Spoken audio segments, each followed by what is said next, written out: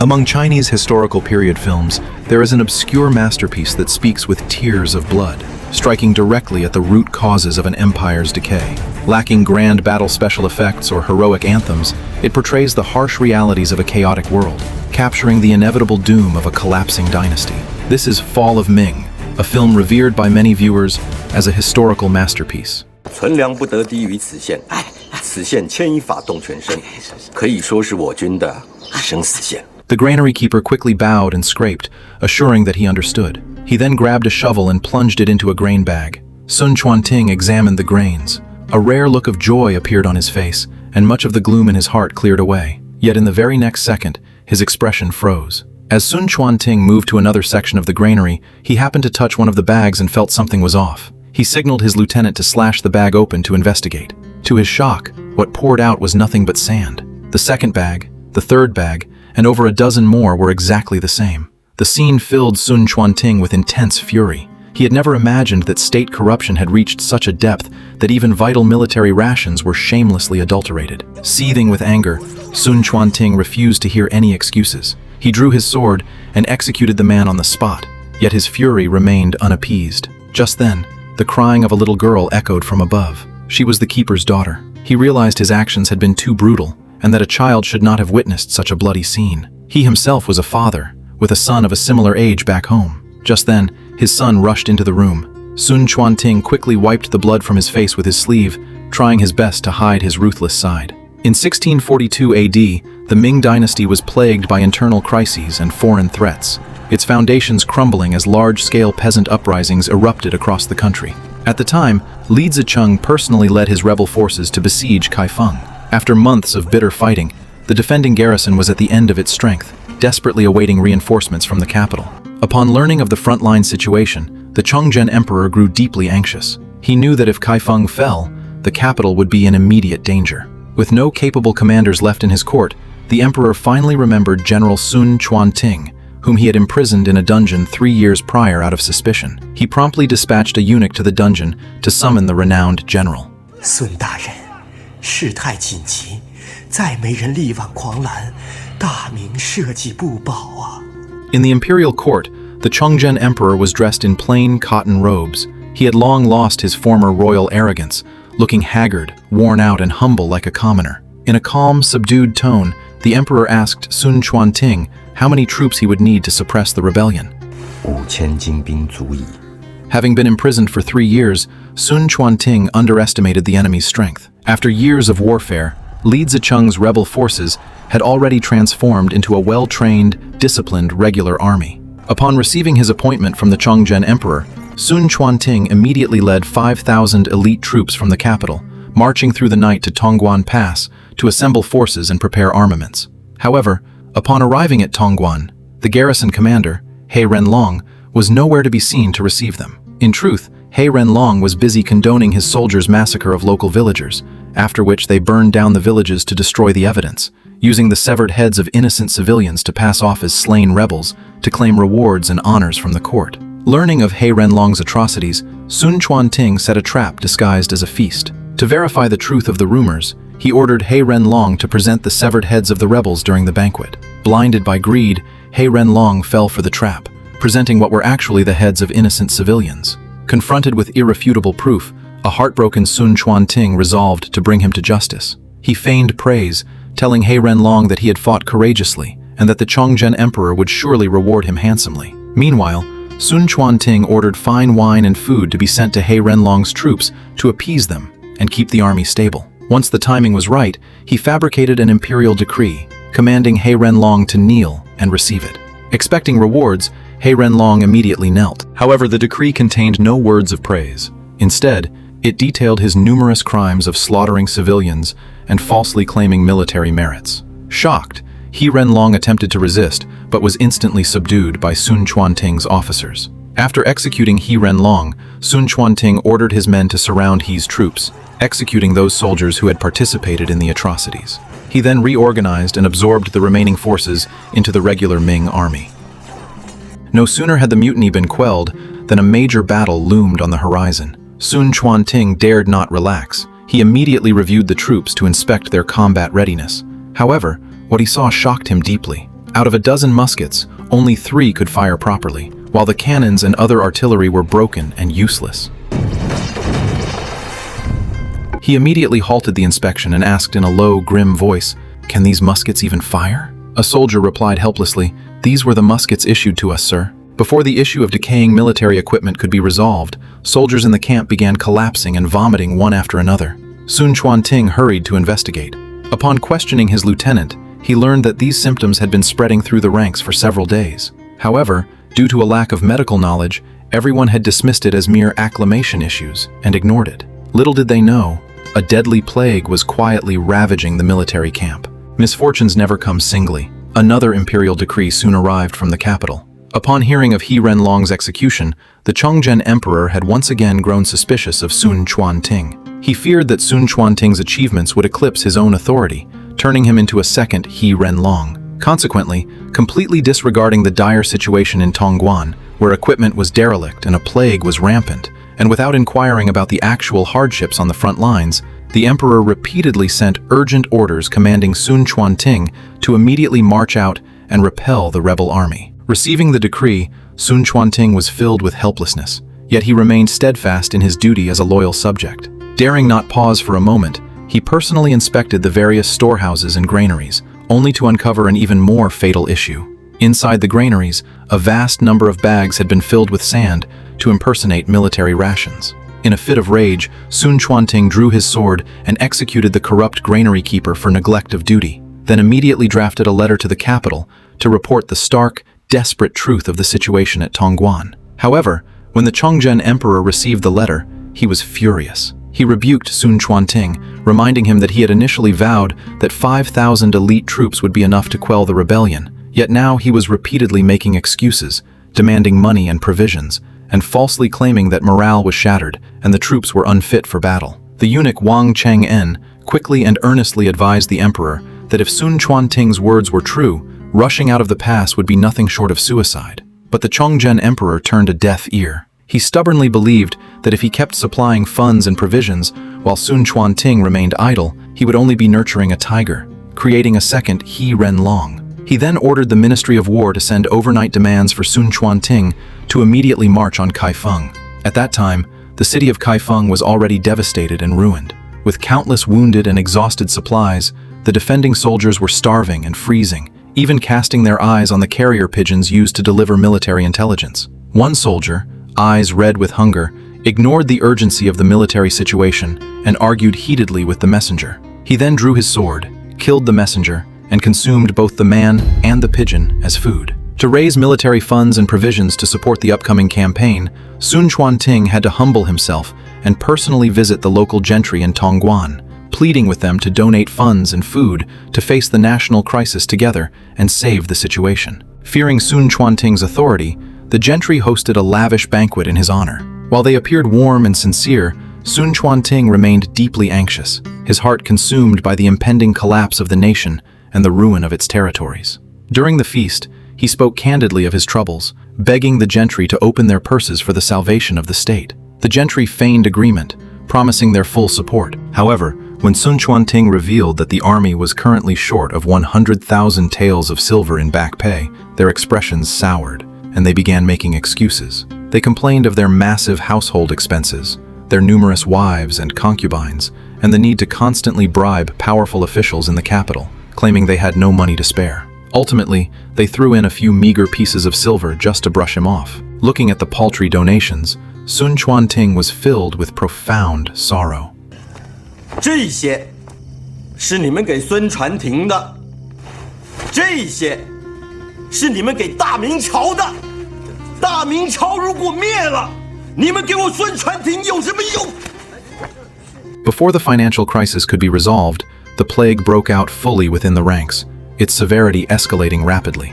The army doctors were at their wits' end. After long and fruitless efforts to treat the disease, the soldiers completely lost faith and morale collapsed. Panic spread as rumors circulated among them. "We have angered the god of plague, and heaven has cursed us. Once black blood flows from the corners of your eyes, there is no cure, and death is certain." Amid the chaos, an army doctor stumbled out of a tent, screaming in despair. "None of the patients in the tents will take their medicine. The ancient methods of healing are completely useless." Utterly disheartened and despairing over his ancestral typhoid therapies, the doctor grabbed a soldier's saber and slit his own throat. The epidemic continued to ravage the camp, with dozens of soldiers dying each day. Furious, Sun Chaunting ordered the execution of any negligent army doctors and demanded that renowned physicians from surrounding regions be drafted into the camp immediately. His subordinate replied helplessly, "Viceroy, that was our very last doctor. All the other physicians have already fled." With the doctors gone and the plague out of control, Sun Chaunting was pushed to the brink. Just as he was running out of options, his lieutenant stepped forward to inform him of a renowned physician who might be able to treat this bizarre plague. Introduced by his lieutenant, Sun Chaunting personally visited Youke, a traveling physician. Upon speaking with him, Sun Chaunting finally began to understand the root cause of the plague. He earnestly invited Youke to join the camp as an army doctor to save the thousands of suffering soldiers. Faced with an invitation from such a high-ranking official, Youke was highly hesitant and repeatedly declined. He admitted that his mentor, Master Zhao, had died of the very same plague within the military camp. When the plague first broke out, Wu had followed his mentor into the military camp to practice medicine. However, the master and apprentice held completely different views on the illness. Youke believed it was a rare, virulent plague rather than ordinary typhoid, while his mentor stubbornly adhered to ancient traditions, insisting it was a common cold damage disorder and refusing to use anything but their ancestral prescriptions. Youke had pleaded with him repeatedly, but his elderly, stubborn, and highly respected mentor refused to listen to a junior's advice. In a fit of anger, the master forbade Youke from practicing medicine with the army ever again. Within just half a month, instead of recovering, the sick in the camp died in droves. Even his mentor, who had stubbornly clung to the ancient ways, contracted the illness and passed away. Having witnessed his mentor's tragic death and the failure of traditional methods, Youke knew this plague was exceptionally dangerous and that no one could guarantee a cure. Unwilling to take on what seemed like a suicidal mission, he excused himself, claiming he was merely a traveling physician, incapable of such a heavy responsibility. Seeing this, Sun Chaunting became both angry and anxious. 怪不得我大明有今日之祸，都是因为你们这些人面对国家存亡之际不敢挺身而出。 Walking over to the memorial tablet of Wu Youke's late mentor, Sun Chaunting praised Master Zhao's patriotism and devotion to treating the nation and saving its people. He then sharply rebuked Wu Youke for possessing great medical skill, but lacking the compassionate heart of a true healer. Having spoken his mind, he slammed the door and left in anger. After a night of deep reflection, Wu Youke finally came to a realization. Fleeing from the chaos and standing idly by would lead to death, and stepping forward to treat the sick might also lead to death. However, sacrificing oneself for a righteous cause and facing national danger was far more meaningful than living a cowardly existence. The next day, Wu Youke voluntarily agreed to join the camp as a physician. He presented two conditions to Sun Chaunting. First, because his mentor had died in the line of duty, his orphaned daughter left behind must be settled with government compensation. Second, during the treatment process, Wu's personnel could not be replaced at will, nor could his medical protocols be interfered with. Sun Chaunting agreed immediately. Upon entering the camp, Wu Youke immediately implemented a brand new epidemic prevention and treatment protocol. He categorized patients into mild, moderate, and severe cases, isolating them in separate zones to prevent cross-infection. He also fashioned simple protective gear to block out the pestilential qi and ordered that the bodies of deceased soldiers be transported to uninhabited areas to be cremated and deeply buried, thereby completely severing the source of infection. Thanks to Wu Youke's dedicated efforts, the plague ravaging the military camp was gradually brought under control. Yet the problem of food and pay shortages, compounded by the local gentry's refusal to donate, continued to plague Sun Chaunting. 告示已经贴出去3天了，地方好强至今还未补齐粮饷。属下带人去勘测田亩，也常遇到恶奴阻挠。收不回粮饷，收不回那些被霸占的屯田，就收人。 As the local government forcefully attempted to reclaim military farmlands and collect provisions, the panicked gentry gathered overnight to discuss their options. None of them could understand why Sun Chaunting, who was also born of the gentry class, was so intent on pressuring his fellow local gentry and pushing them into a corner. While everyone was at a loss, Master Huang devised a sinister scheme. The Emperor and the Grand Secretariat have repeatedly urged Sun Chaunting to march out of the pass to suppress the rebels, even setting a strict deadline. We only need to wait until he is preoccupied with battle preparations to burn down the land registry records for the military farmlands. With no time to audit or hold us accountable, the matter will simply blow over.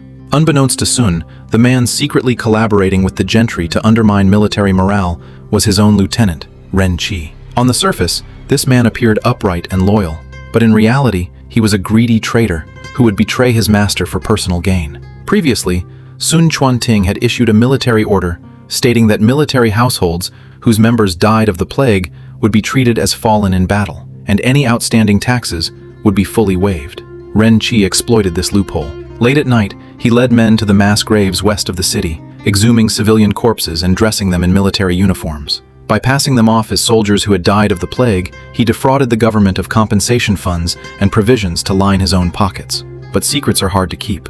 One day, a soldier secretly approached Youke, claiming to be infected with the plague and begging for treatment. Upon examining him, Youke noticed that the disease had progressed incredibly fast, with the noxious pathogens directly invading his heart and lungs. The symptoms were entirely different from those of the plague inside the camp, indicating he had not contracted it there. To save his own life, the soldier fell to his knees and confessed that the clothes he was wearing had been scavenged from the mass graves west of the city. Learning the truth, Youke rushed to the mass graves that very night, catching Ren Qi red-handed as he directed soldiers to exhume civilian corpses and change their clothes. That same night, the warehouse storing the land registry records for the military farmlands mysteriously caught fire. Ren Qi simply stood by, watching coldly without intervening. The next morning, when Sun Chaunting arrived at the scene, the warehouse had already been reduced to ashes. All the records for land measurements and food requisitions were completely destroyed, leaving no evidence behind. Gazing at the ruined, desolate site,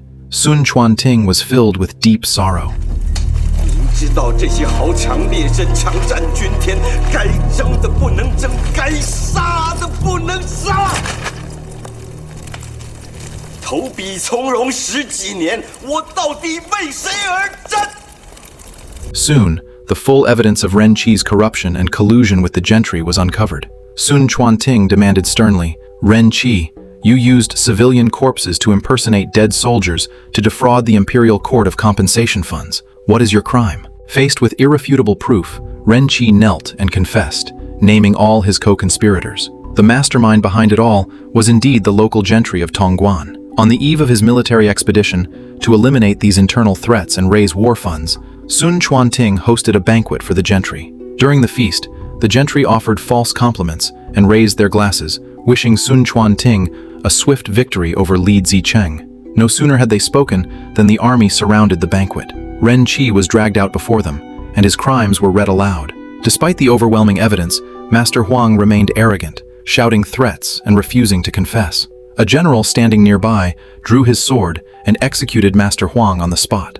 The remaining gentry who had colluded with Ren Qi and obstructed military supplies were all arrested to face justice. Sun Chaunting looked upon them and laid bare the grim reality of this chaotic era. Having cleared the internal threats and raised sufficient funds, 你们知道什么是人心吗？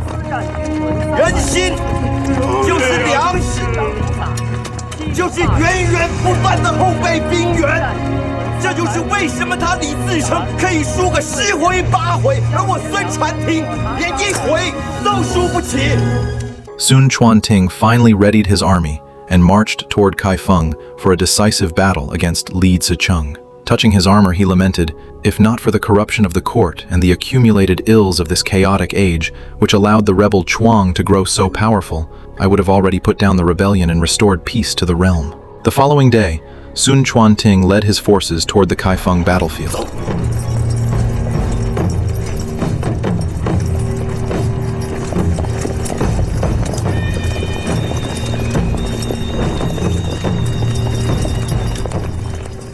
However, having suffered under imperial suspicion, decayed equipment, food shortages, and the devastating plague, the army was in no position to withstand the rebel forces, who had been resting and rebuilding for years. In the end, Sun Chaunting was defeated and killed in battle. Just 6 months after his death, the lingering Ming Dynasty collapsed entirely, meeting its final destiny. On the eve of the era's end, Sun Chaunting had privately asked Youke, "Brother Youke, if I may ask a personal question, do you believe the Ming Dynasty's days are numbered?" Youke calmly replied, "The Yellow Emperor's inner canon, Huangdi Neijing, states, "The sage does not treat those who are already sick, but those who are not yet sick. He does not govern those who are already in chaos, but those who are not yet in chaos." Our dynasty's ills have accumulated for too long and are deeply rooted. They cannot be cured by a single dose of strong medicine. Many say that Fall of Ming is the most authentic elegy for the late Ming dynasty. It lacks grand battle scenes, yet it contains the most desperate end of an empire.